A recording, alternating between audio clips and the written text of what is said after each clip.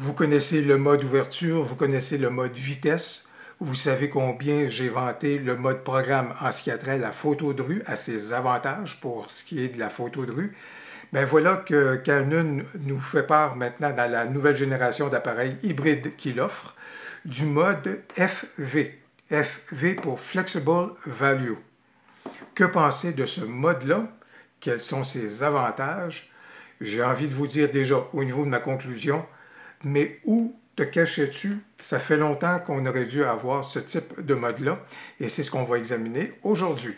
Si c'est votre première visite sur cette chaîne, bonjour, mon nom est Louis Lavoie, je suis l'auteur du blog et de la chaîne fairedebellesphotos.com. C'est une chaîne qui s'applique à partager avec vous des trucs, des conseils, des astuces, de même que des découvertes afin que vous puissiez progresser dans le domaine de la photo. Si vous aimez des vidéos comme celle-ci, n'hésitez donc pas à cliquer sur j'aime, n'hésitez surtout pas à commenter. Je vois que vous vous intéressez à l'équipement photo, ben ça tombe bien, j'ai justement plusieurs vidéos sur le sujet.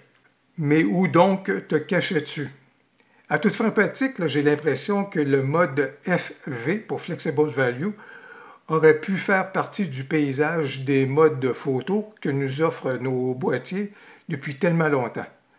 C'est fou les avantages que ça offre, c'est fou les possibilités, c'est fou la polyvalence également que ce mode-là peut nous offrir. Alors, on va se mettre à l'écran, je vais me mettre en mode de démonstration pour qu'on puisse explorer le tout. Mais je vous dirais juste avant de commencer que ce que j'apprécie beaucoup par rapport à ce mode FV-là, Flexible Value, c'est le fait que Canon a un peu emprunté une page à Fuji. Parce qu'un truc que j'aime beaucoup chez les appareils Fuji, c'est le fait qu'on a accès au contrôle du boîtier très facilement. Avec les barillets qu'on a sur le haut de notre boîtier, le fait qu'en manipulant ces barillets-là, facilement on vient changer la vitesse, on vient changer la correction d'exposition, on vient changer les ISO. Puis avec les ouvertures, on est capable de travailler ça juste avec le devant du boîtier. Avec un appareil Fuji, on a toujours le sentiment qu'on contrôle très bien à ce moment-là le boîtier, son comportement, et que tout est à proximité de main.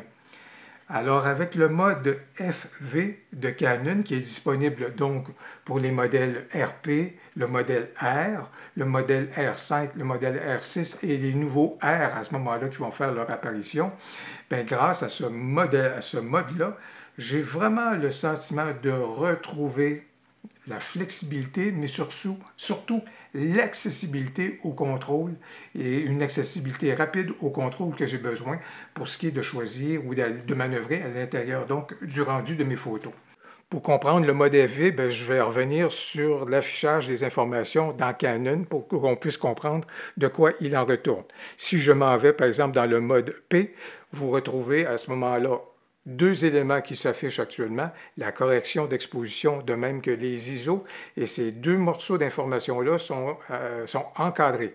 Ça veut donc dire que ce sont deux éléments sur lesquels je suis en mesure d'agir et d'intervenir dans ce cas ici. Alors, par exemple, avec la correction d'exposition, si on regarde ça, je suis en mesure d'intervenir et je peux aller corriger les ISO également, modifier ceux-ci en touchant sur un autre bouton, en activant un menu, puis en allant corriger donc ou manipuler mes ISO. C'est un petit peu laborieux, c'est un petit peu long, mais toujours est-il que, évidemment, je suis capable de le faire. Vous avez vu apparaître la vitesse, vous avez pu apparaître les ouvertures, mais ce ne sont pas des éléments sur lesquels il y avait un encadré. Ça veut donc dire qu'en mode programme, je ne suis pas en mesure d'intervenir sur ceux-ci. Si je m'en vais dans le mode ouverture, alors là, dans ce cas ici, vous retrouvez trois blocs donc, sur lesquels je suis capable d'intervenir. Vous reconnaissez les vitesses, vous reconnaissez la correction d'exposition, puis vous reconnaissez également les ISO. Alors, bien entendu, à ce moment-là, ici, je suis en mesure donc de modifier l'ouverture, ça va donc me donner une résultante au niveau de la vitesse, comme vous pouvez le constater.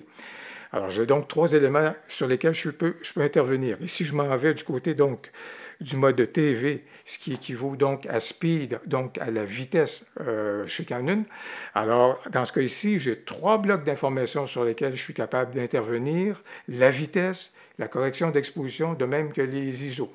Alors, dès qu'on voit un carré, ça veut donc dire que c'est quelque chose sur lequel je peux intervenir. Et bien sûr, si je privilégie le mode manuel, bien là, quand on regarde tout ça, bien, on constate qu'il y a 3 éléments sur lesquels j'interviens.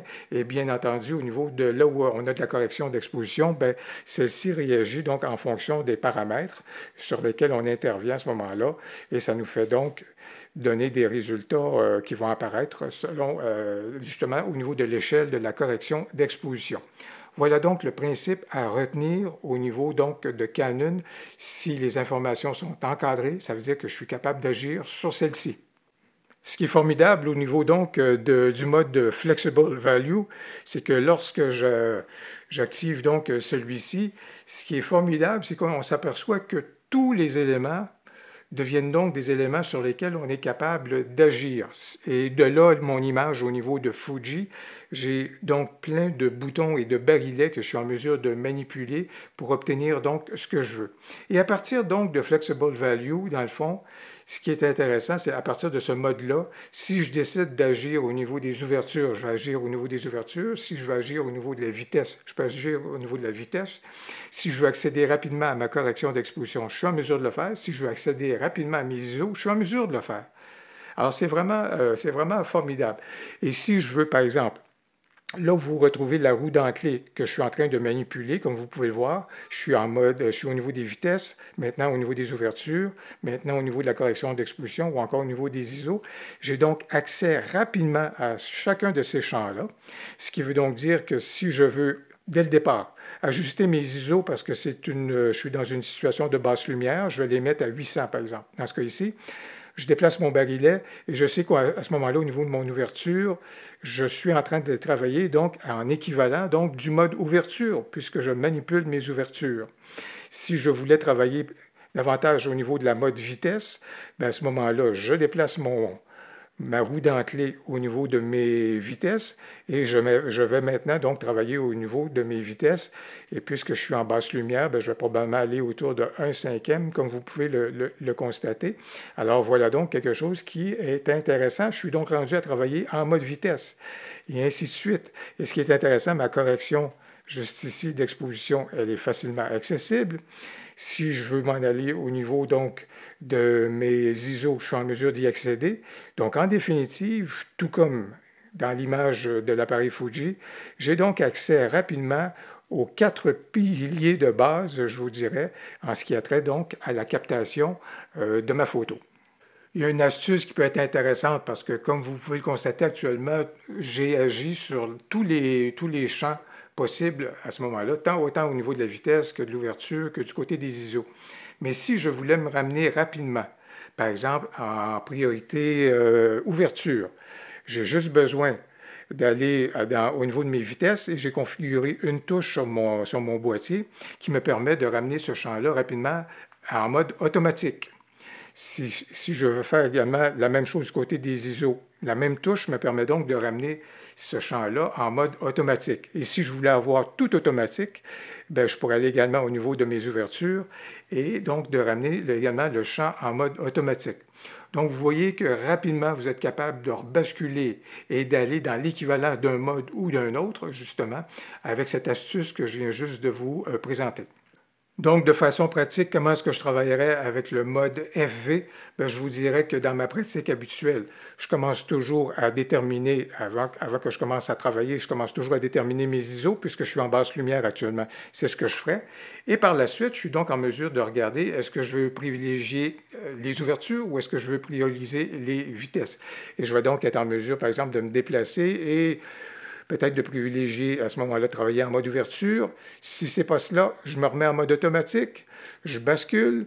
Je suis donc rendu déjà au niveau des vitesses et c'est très, très, très pratique. Au niveau de la photo de rue, assez souvent, je vais travailler en mode ouverture, mais tout d'un coup, si j'ai goût de faire un filet d'action ou un truc du genre, vous avez pu voir qu'assez rapidement, je suis capable donc de basculer. Je me remets en mode automatique et je reviens en mode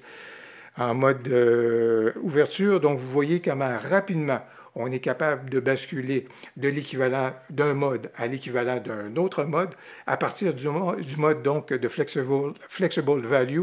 Je trouve ça un apport extrêmement intéressant. Ben, j'espère que la vidéo vous permettra de découvrir le mode Flexible Value, le mode FV, comprendre ses avantages, comprendre ses belles possibilités et surtout avec l'astuce que je vous ai montrée, vous permettre de passer rapidement de l'équivalent d'un mode à un autre. Je pense que c'est extrêmement intéressant, très réactif, surtout si on, par exemple, par rapport à la photo de rue, je vous dirais, ou par rapport à d'autres types de photos. Je pense que c'est un apport extrêmement intéressant. Et c'est un mode, à mon avis, qui aurait pu être là depuis fort longtemps. J'espère que vous avez aimé donc la vidéo. N'hésitez donc pas à cliquer sur j'aime et surtout, n'hésitez pas à commenter. Vous me direz dans les commentaires quelle est votre perspective sur ce mode-là et en quoi peut-il vous être utile dans votre pratique photo. J'ai bien hâte de vous lire. Au plaisir, à la prochaine.